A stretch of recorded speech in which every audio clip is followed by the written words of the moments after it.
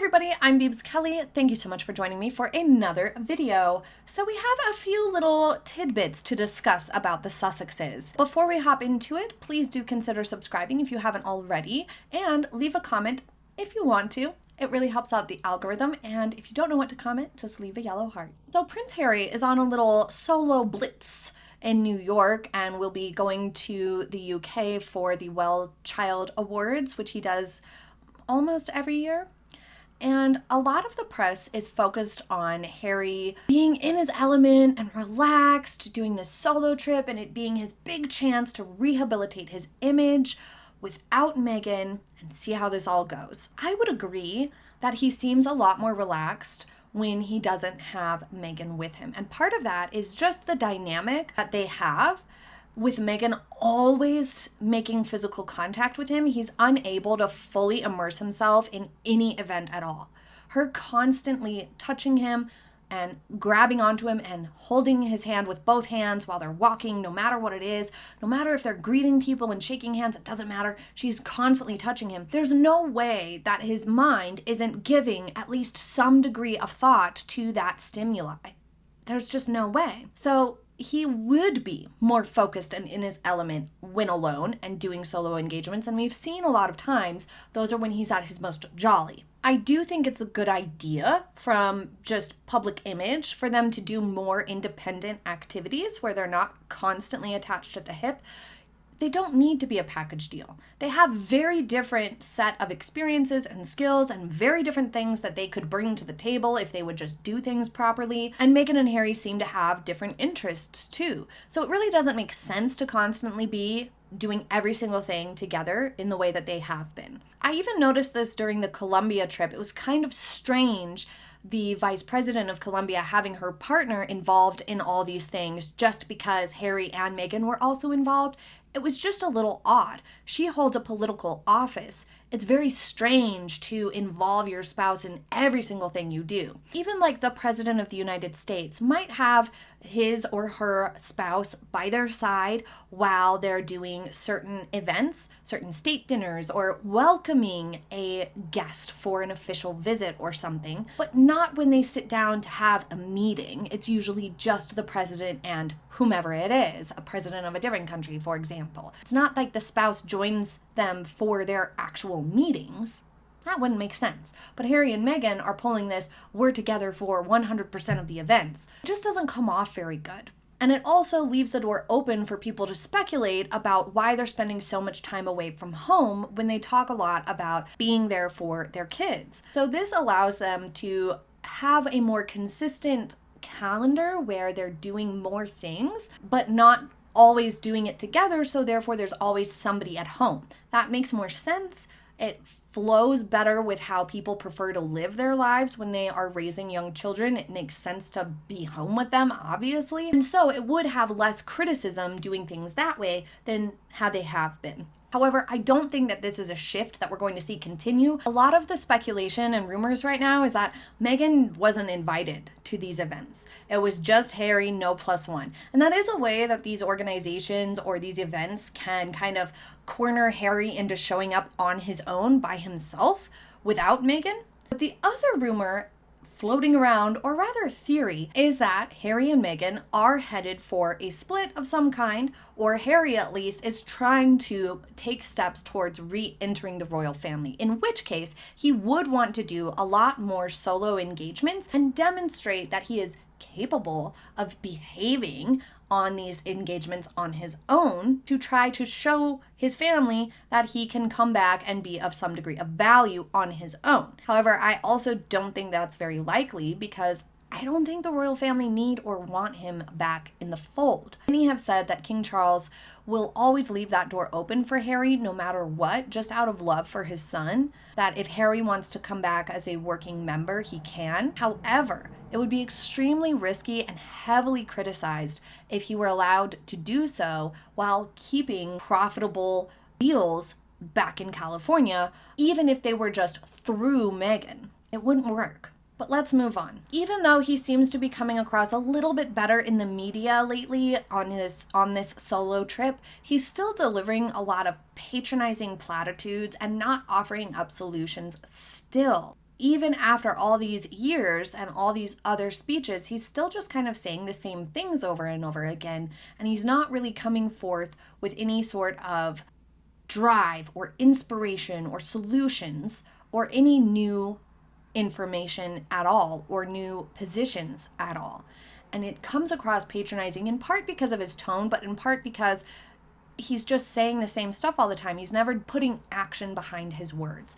So it's forever going to come across poorly until he begins to change some of the action side of it, which is really hard to do when you're just by yourself, to try to create action similar to that of the royal family with all their staff and resources and royal stardust. But let's move on to these articles that have been circulating about Meghan Markle and her difficult demeanor in the workplace environments.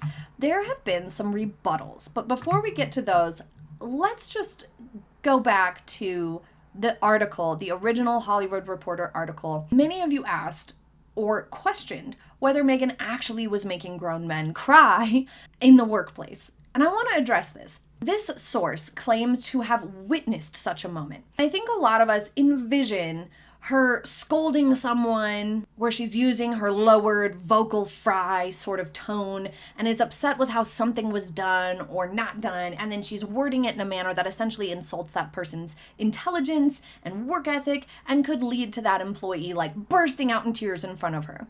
But I don't think that's as likely of a case or scenario. I think what could have happened is a more indirect situation where Meghan delivered feedback in a way that was rude and probably did insult the person's intelligence or competence. And then that person perhaps left or got off of the phone call or closed the email that was maybe a little harsh coming from the Meg, and then shed a few tears, possibly just out of frustration. Because you often feel when you have a boss that's maybe unpredictable or a little bit difficult, you feel like you can't defend yourself when something goes wrong or when you're accused of doing something wrong or whatever. And remember, people who are higher in narcissism are really skilled at not only turning up the charm offensives when needed, but also at insulting you in roundabout and indirect, sometimes startling ways where you really cannot believe that they said that or that they meant that, or they leave a lot of it up to interpretation so that they have a way out to say, I meant this, not that, if you were ever trying to question it. It can be incredibly taxing. I can see scenarios in which an employee might have cried following an interaction with Meghan Markle, and that is consistent. You can't ignore, even if you don't believe every single one, there is a pattern for years now of staff and employees coming forward and saying, this is a bullying sort of environment, this is a very difficult environment to work in, Meghan and Harry are very challenging to work for because of the way they behave and the way they treat people when they're displeased. This has come up again more because Meghan and Harry have asked people to come out and defend them essentially in the media and say that they actually felt very supported by Meghan and Harry and the Archewell staff. Now, people who are reading this information are faced with a challenging situation. There are conflicting stories of staff's experience working for this couple. So how do you figure out what is true? Well, both things can be true at the same time. Harry and Meghan can make people feel supportive and still be very, very difficult to work for by having goals or demands or targets that are just unrealistic or unwise. That the way they want to go about doing something is just not professional or appropriate. It's not good PR. It runs a lot of risk. It's not going to help their image any. It's going to be detrimental to whatever it is that they're trying to get done. The methods that Harry and Meghan want to use, like for example, censorship, is something that other professionals just simply can't abide. They can't participate in that, or they won't because they know it won't be received well and they don't want to be attached to it. They can still feel that Harry and Meghan are supportive bosses or kind people while simultaneously knowing, recognizing, and wanting to distance themselves from their business mistakes and business illiteracy and general incompetence. So as observers, as consumers of these news articles, as readers here, it can be easy to just pick sides or say, well, this is true, that's just lies. Those people are just lying for some reason, or Harry and Meghan bribed them or something like that. Or Harry and Meghan threatened them, or they want to cover their butts and make it clear that they're not the ones who broke their NDA and spoke to the press, and therefore they're going to speak out. And that might be part of the motivation here, that these staff members want to make it clear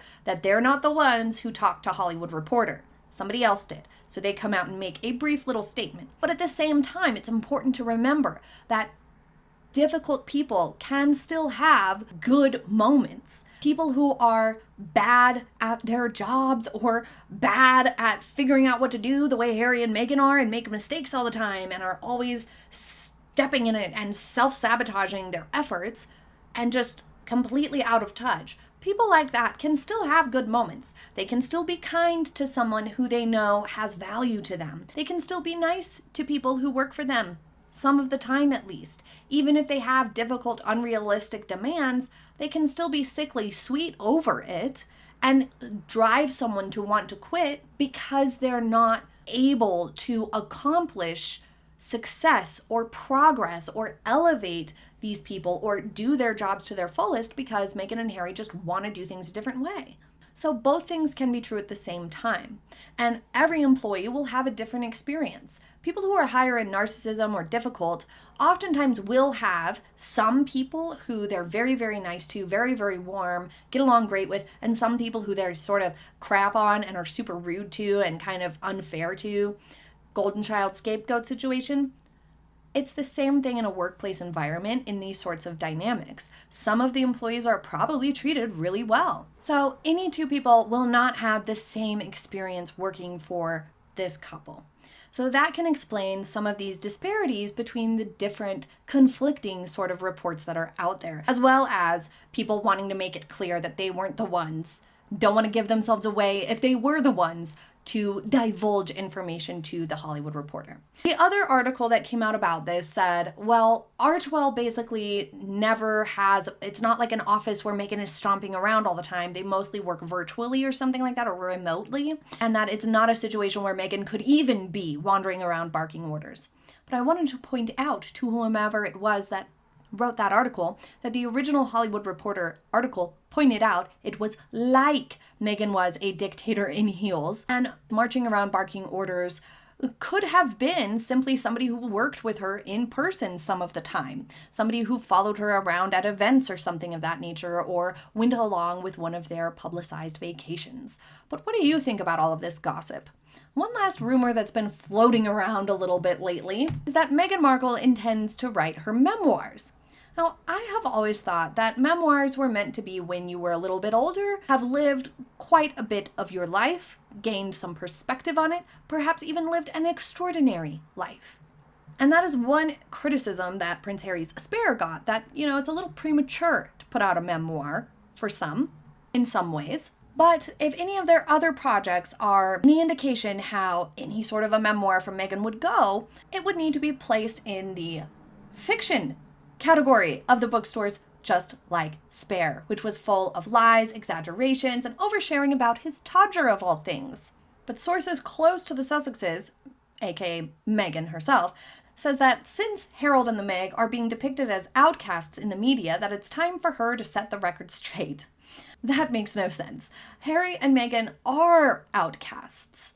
Their projects in Hollywood have failed, and as many of you have pointed out, a celebrity or a famous person who is incredibly difficult to work for or pretentious or not really very pleasant to deal with most of the time will still be worked with if their projects earn lots of money, because they're a genius in their field or they're super talented. So people put up with a little bit of quirks or demands. The same cannot be said for Harold and the Meg. Their projects did not do well. They're not received well. They don't have good viewership. And they're so heavily criticized, they become more of a punchline, more of a joke, something that you can constantly poke holes in and use to point out how uncredible they are. But if she were to, the royal family would surely be targeted in her book should she actually write one. But yet it's not the royal family who have depicted them as outcasts. They are outcasts by their own choosing. Outcasts of the UK and the royal family, outcasts of Hollywood, and it's all at the fault of their own actions. We've said it 1,000 times. If they had left and not spoken poorly of their own family and many other people, then they wouldn't be so disliked. Since they attacked so many people relentlessly, family doesn't want to see them, doesn't want to be around with them. If it weren't for their attacks, they could still be showing up for cool events and family Christmases and whatnot. But they made themselves outcasts through all the complaining and lies. At the end of the day, people don't want to hear about problems endlessly. We all know about them. We all have them. When we go to media, we are wanting something to take us away from that, something more fun or interesting, something that gets us thinking, something that has solutions if you're going to talk about a problem. We don't want to hear about complaints from the likes of Harry and Meghan, and we don't want to hear about jam or polo either. They have a real problem with reading the room and finding an audience. And one of the most important things in life is knowing your audience in any given situation and catering to it. It's not being inauthentic, it's being smart. If you're around children, you change your language. If you're around adults that are your age, you can be more relaxed usually. If you're around grandparents or elders, you change your language because you have to know your audience. It's all about being normal and socially capable, of which Harry and Meghan are decidedly not. But thank you so much for joining me for today's video. Leave it in the comments what you think about all this. And the question of the day I would like to ask you is, do you think Meghan is going to put out a memoir anytime soon? Thank you so much for joining me for today's video. I hope you have a happy day ahead, and I will see you next time. Bye!